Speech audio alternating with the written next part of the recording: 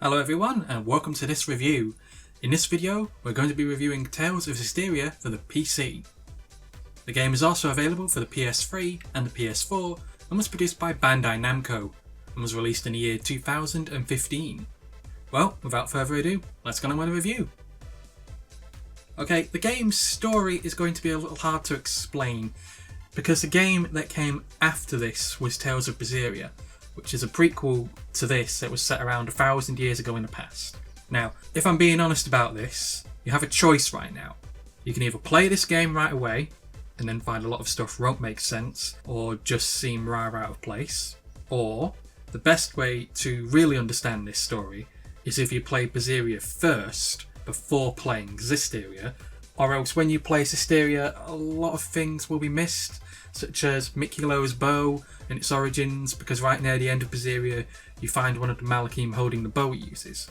So let's try and explain the story on its own. You play as Saray, who lives with a group of people known as Seraphim. These people can only be seen by a certain select group of people who have the ability to see these people. Pretty much no one can see these Seraphim at all, and they're kind of like a race of invisible people. You meet Alicia early on and you find out that she can't see the Seraphim either. Eventually you leave the place where you start and go and try and find Alicia, as she's previously split up from you and goes back to her hometown. I don't want to say too much of the story because I don't want to ruin it for anyone who hasn't played the game yet or anything. Long story short, you end up finding that you're a shepherd. This means you have the ability to destroy malevolence. This is kind of like an evil produced in the world by everyone and all the bad feelings in the world, and this can merge and can create monsters and can also turn people's hearts black. You find that there is a character called the Lord of Calamity who wants to destroy the world, and it's up to you as a shepherd along with several other characters you meet along the way to stop him. As I've already said, I don't want to go into too much detail about the game's story, because if you haven't played it before, I don't want to ruin it for anyone, or any of the surprises that pop along the way. However, I will say I did play Berseria first before playing this, and I strongly urge anyone else to do the same, because if I had played this first, then a lot of the stuff in the game's story wouldn't have made any sense to me. It's a game that I really do feel like its story needs its connection to the previous game, because otherwise certain events in the game, certain characters for example such as Edna and Maggie Lou Maven and all that lot, they don't make any sense. The game's story really does need its connection to Berseria to get the most out of it. Again, I'm not going to go into too much detail about the game's story, aside from the main thing that you are the main character, you have to defeat the Lord of Calamity, you go on the adventure to basically stop him, because I don't want to ruin the game's story for anyone who hasn't played it. The characters in the game are a mix of Seraphim and human characters. You have Saray, who is the main character, who I feel just plays the main hero character a little too much. It's almost as if at times he's playing a Disney hero type character who won't show any other emotions and I'm the hero and a good guy type trope. What I mean by this, for example, is let's use Tales of Berseria. In one scene, Velvet accidentally kills someone and she doesn't mean to do it. It messes her up and you really feel sorry for her because it makes you see that she's a human being. It shows you her personality and her emotion. Things that happen to her out of her control and she's forced into situations that would break anybody. From the start of the game to the very end of that game, you see all the emotional mess that she goes through.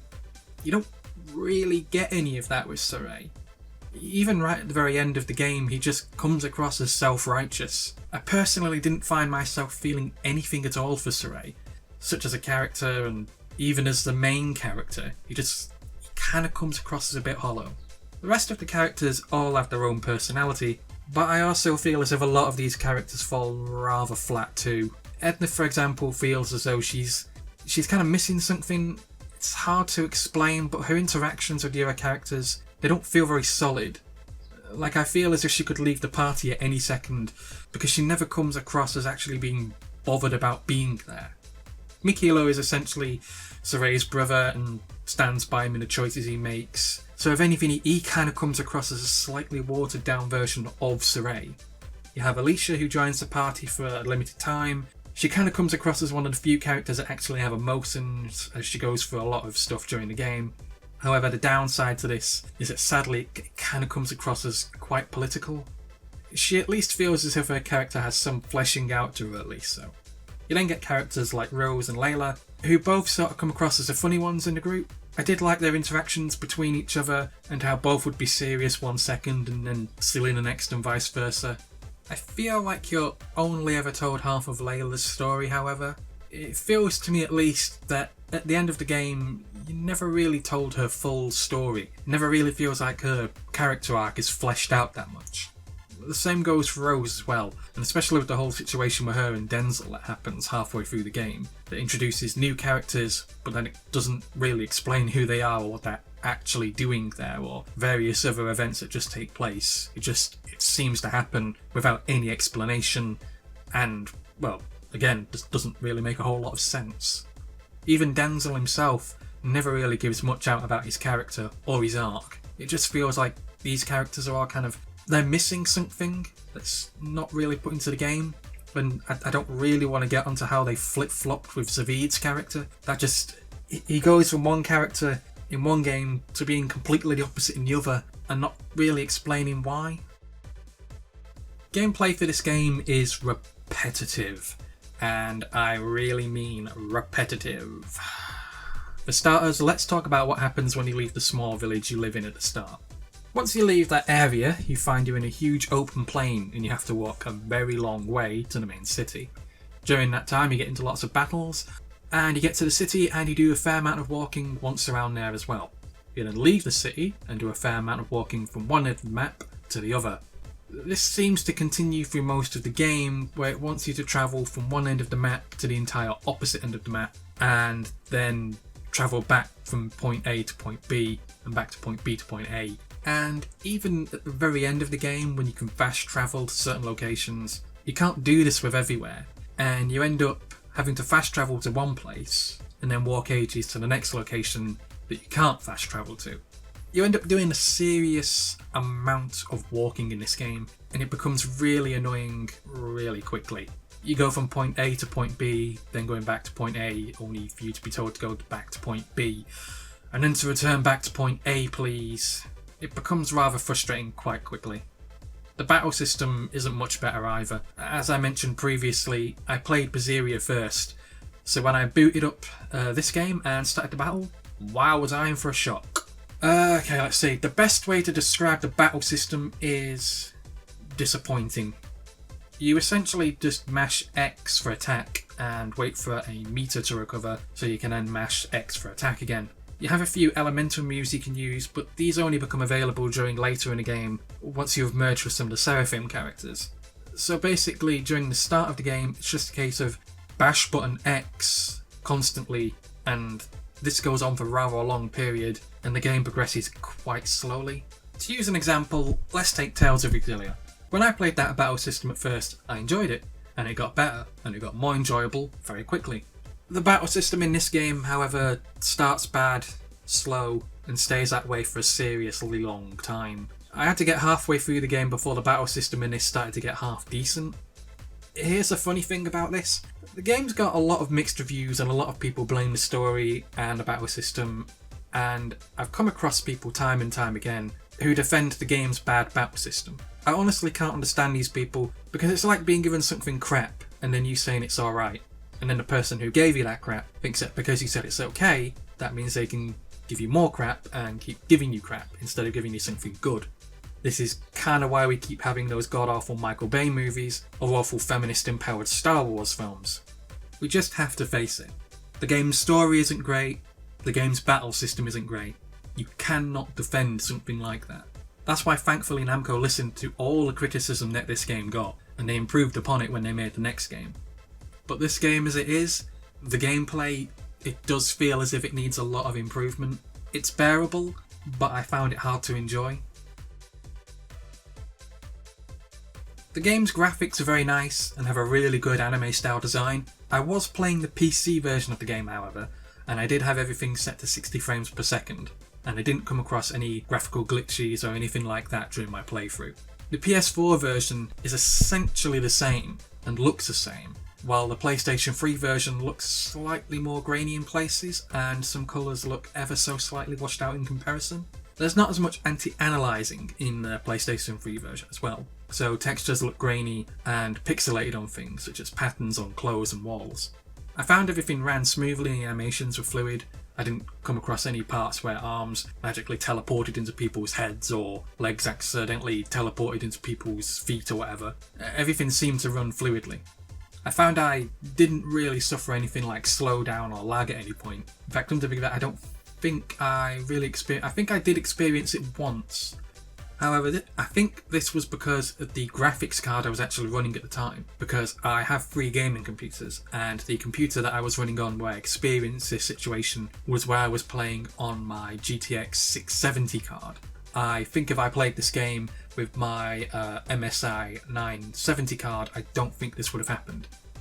And I'm only assuming that it's my 660 card, because while playing Trials of Cold Steel, I found that at points I had slowdown in that, and that also happens to be a PlayStation 3 game. If you want the best experience with the looks of the game, it's probably best to play the PC version or the PlayStation 4 version of the game, because the PlayStation 3 version, it does look slightly inferior when compared. There are several comparison videos on YouTube, so you should check those out for yourself and see how the different versions compete against each other, so you can make your own judgment call on which version you think you're going to buy. But I personally feel like when you compare the PC version, the PlayStation 4 version and the PlayStation 3 version, the PC version looks the best.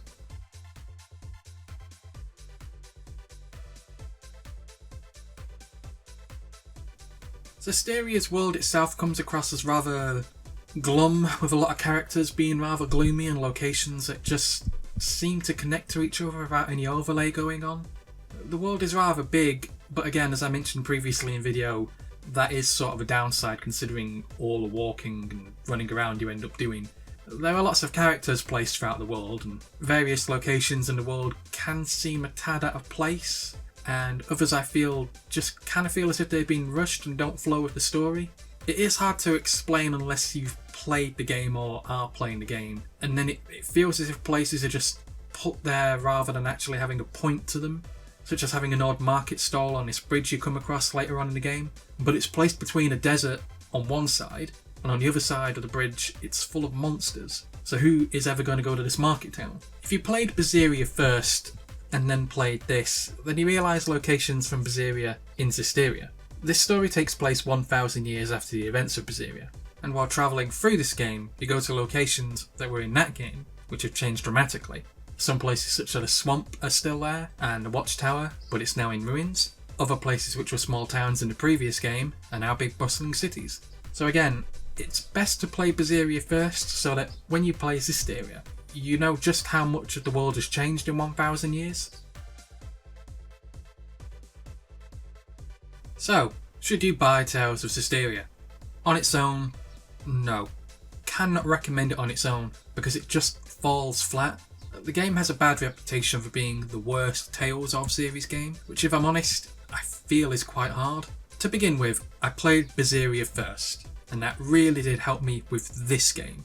Edna wouldn't have meant much to me otherwise, and instead of understanding her character because of Eisen and everything else, she would have just come across as stuck up or slightly emo-esque. Maven wouldn't have meant anything to me either, without the connection to Magilu, and the same goes for other characters such as Morgrim. The way I got the most out of this game was to play the game to a point, and then I watched the anime, and then I played the game, and then when I completed the game, I watched a second series of the anime. I played the game up until the point I met the Lord of Calamity, then I stopped. I then watched the first series of the anime, which helped to flesh out the characters a little, and it also mentions Tales of Berseria in it more, so it references it more. When it comes to this game as it is, I found that I just kept playing the game because of Berseria, and because I wanted to know what happened 1,000 years later after the events of that game. I wanted to find out what had happened to the characters I cared about, and I kept playing because I wanted to find out, and in the end I was just left disappointed on every turn. I absolutely hated what they did with Eisen. I felt gutted with what they did to Magalu. Eleanor isn't mentioned at all, and nor is Rokuro. I don't even recall Velvet being mentioned at all. The game isn't perfect. It is far from perfect, but I did enjoy it a lot more than feminist-empowered Final Fantasy X Part 2 Strong Women Only Edition. People give this Tales game a lot of grief and say it's one of the worst, yet when you compare it to Final Fantasy X Part 2, it's practically a masterpiece. It's not a perfect game, and the Metacritic score of 77 I feel is about right.